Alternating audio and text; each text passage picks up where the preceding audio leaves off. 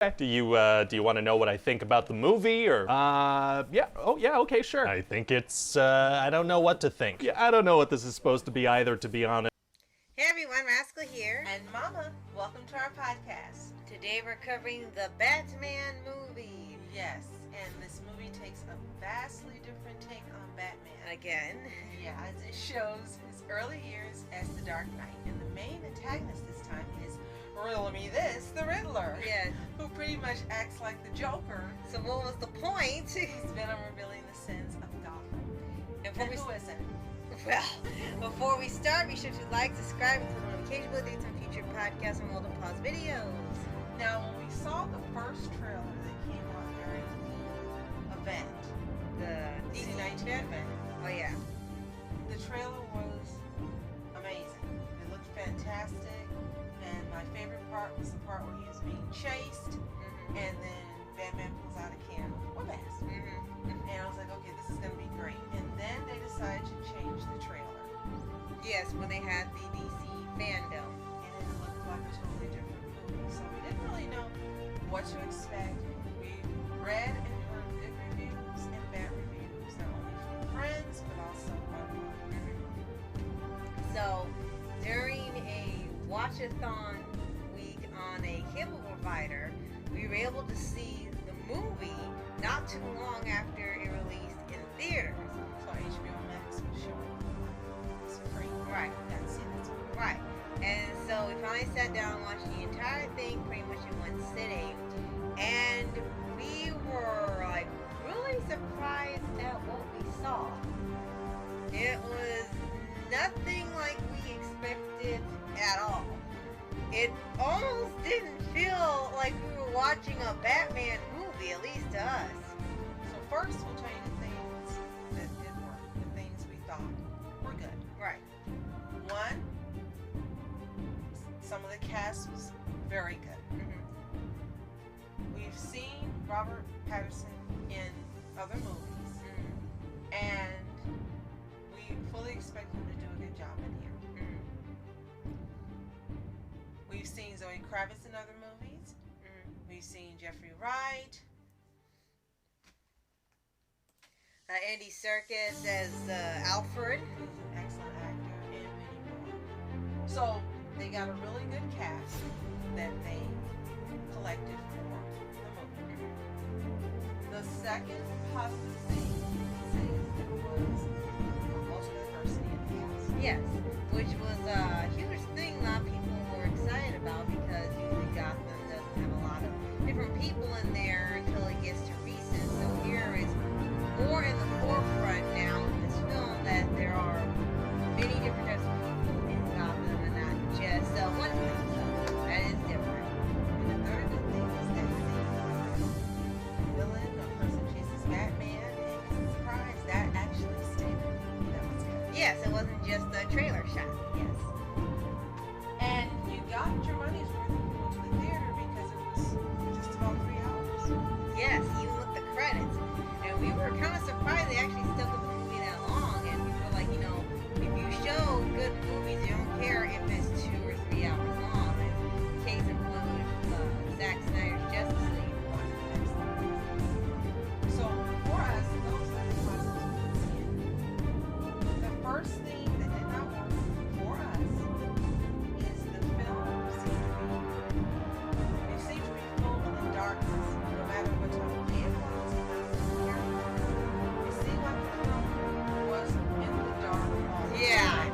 keeping with the DC running gag that all the shows look like they're in the dark, no matter night or day or what city.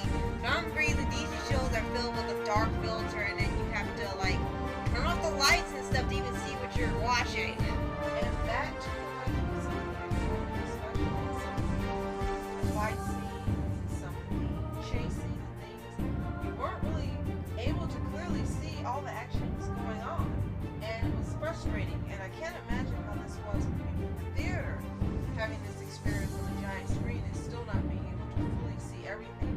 You just kind of hear people moving around in darkness and you're trying to figure out what happened. And it's supposed to be like a strobing effect or something where you're seeing the gunfire go off, and you see like in each light that he's making a move or hitting a person, but it was really hard to see because there was more dark parts than light parts.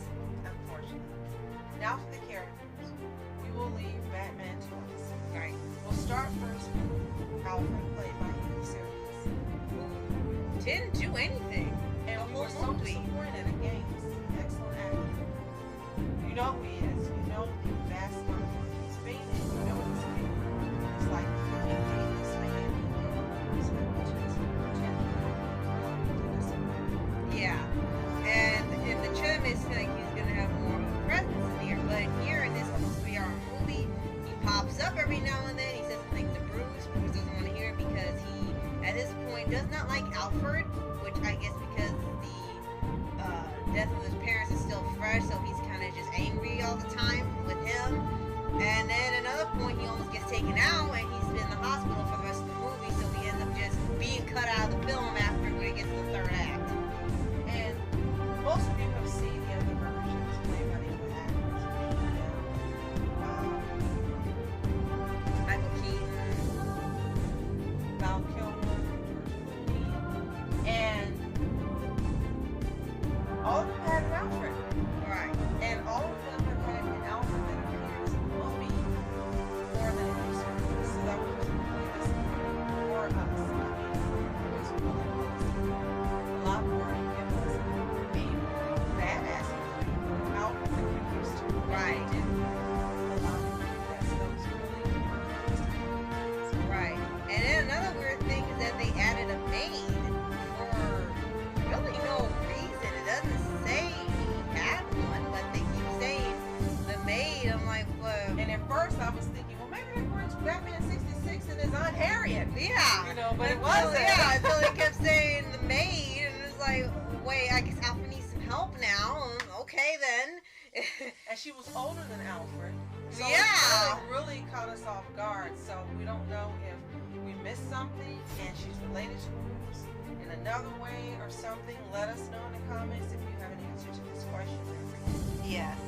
So let's go up to Commissioner Gordon, played by Jeffrey Wright. Another actor who is fantastic and has done a variety of roles. He's always excellent. And in here, he was just as excellent.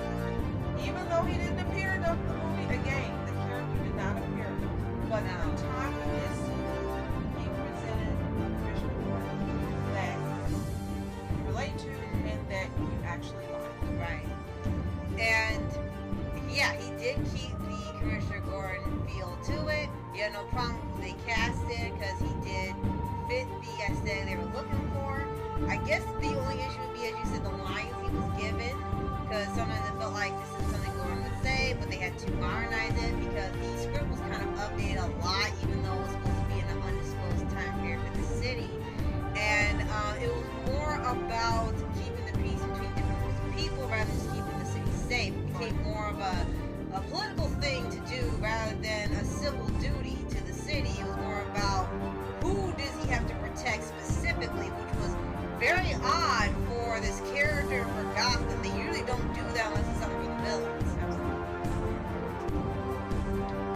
So now we move on to Catwoman, Yeah. played by Zoe Kravitz.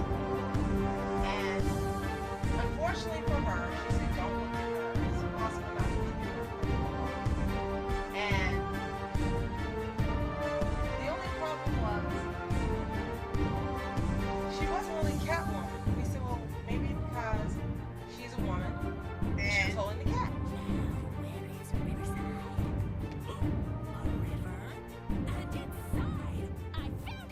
yeah, and like that was it. It's supposed to be early on, so maybe she didn't have the aesthetic and stuff yet, I guess. And we know that a number of actresses have played her before. Right, And that cast includes multi-diversity. right. And maybe her Catwoman is supposed to match up with Patterson's Batman. Perhaps, yeah. But I didn't get Catwoman. And you're not sure if it's because of the scripting or it's because of the way that Kravitz decided to do Catwoman. Right. But I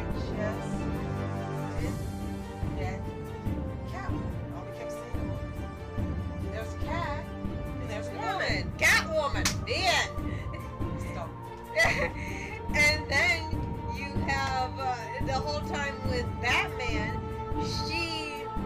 we get there's supposed to be some rapport between them, and both of these actors are great actors in different movies.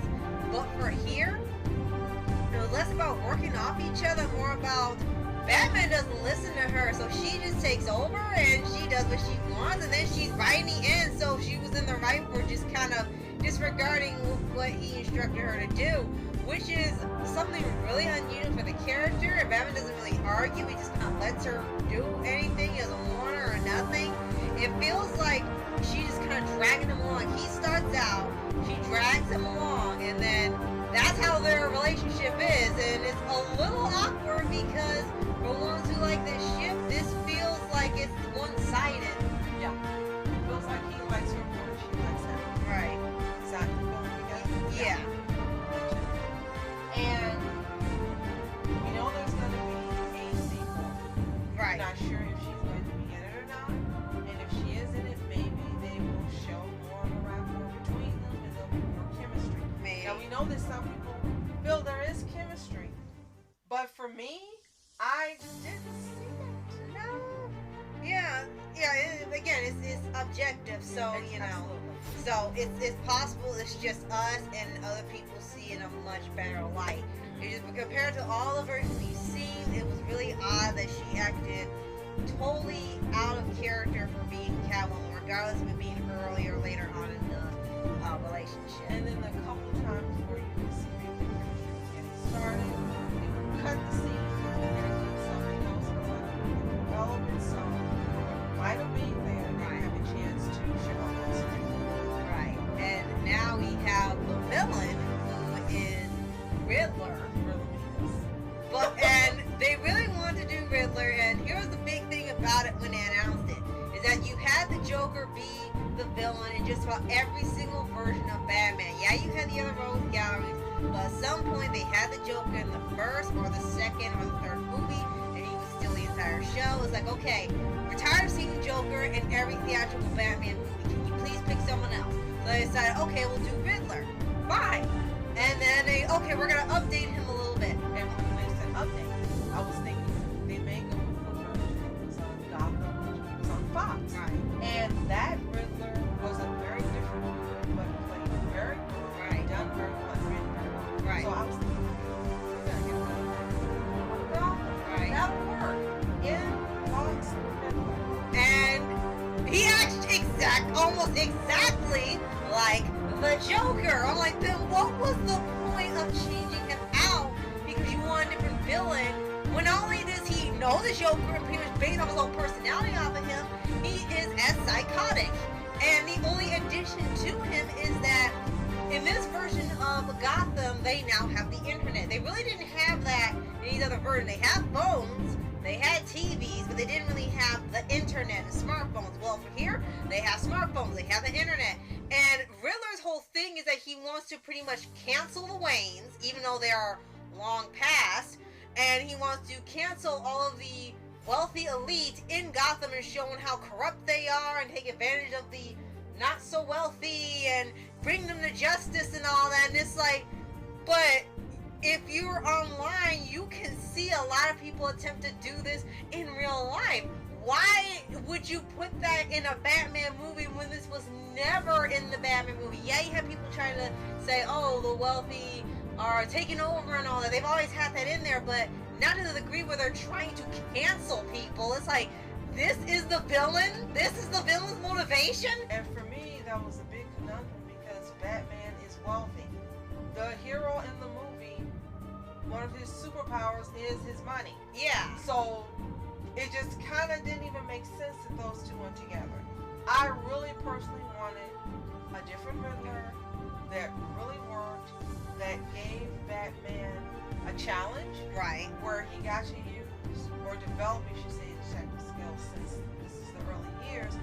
Really wanted something that was different, and they decided to stick with the Hollywood formula and just take it down the same path. And that was really disappointing because we really thought it was going to be something different and something special. Right. Since it's a whole new Batman. Right. And I forgot to mention Ben Affleck's Batman as well. Right. And another thing I'm gonna bring up now we are on Riddler is that for Batman, he is very angry. Like the entire film, there is no point here where there's levity, funny lines, a break for anything. It's just dark and it's action and it's rough the entire time. And we understand that we were told this is going to be a dark Batman, but I guess still within the confines of that, we still expected, as you said, some levity because every other version has had some levity at some point. But yeah, that was not in here at all.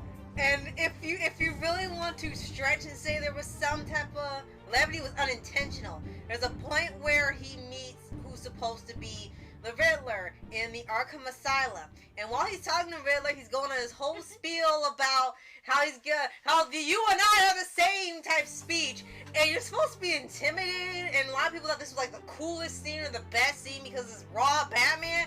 But I'm sorry, when I watched it, all I could do was laugh because the Riddler just starts going nuts, and he's like, "I don't want to listen. I don't want to hear it. What do we do? What do we do? What do we do?" No.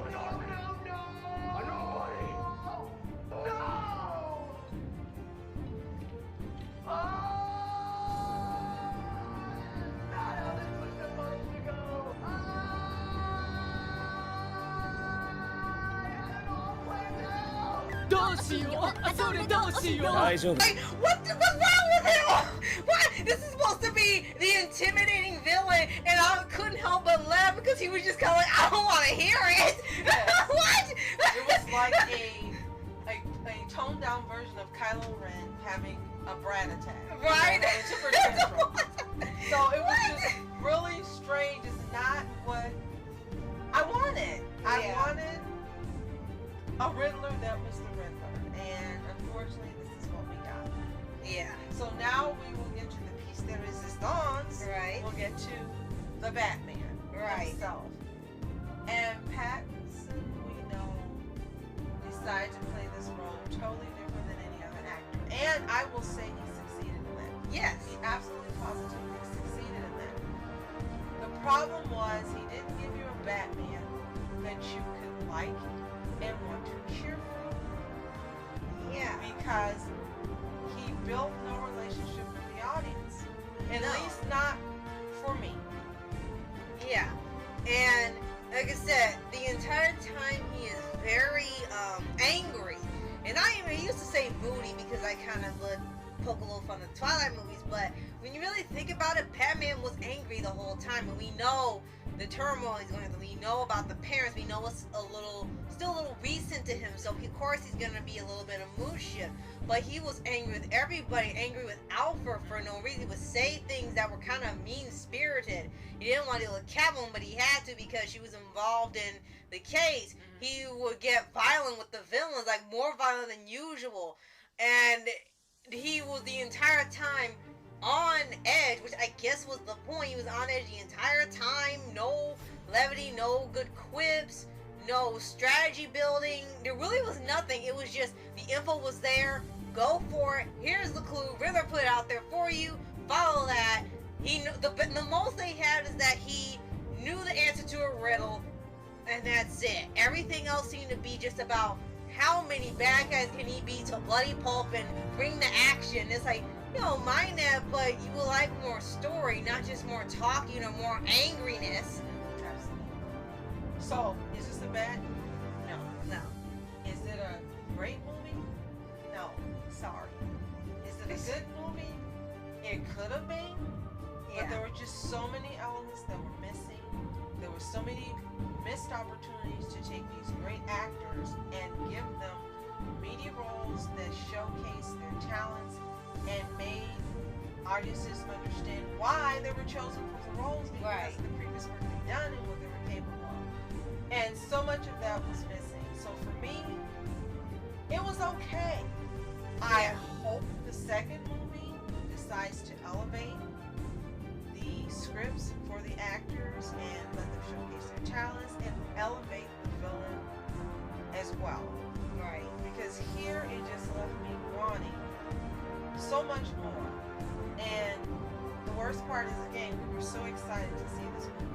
We were so excited we were going to get to see it during the watch-a-thon and not have to rent it or buy it. We were really, really excited. And we were done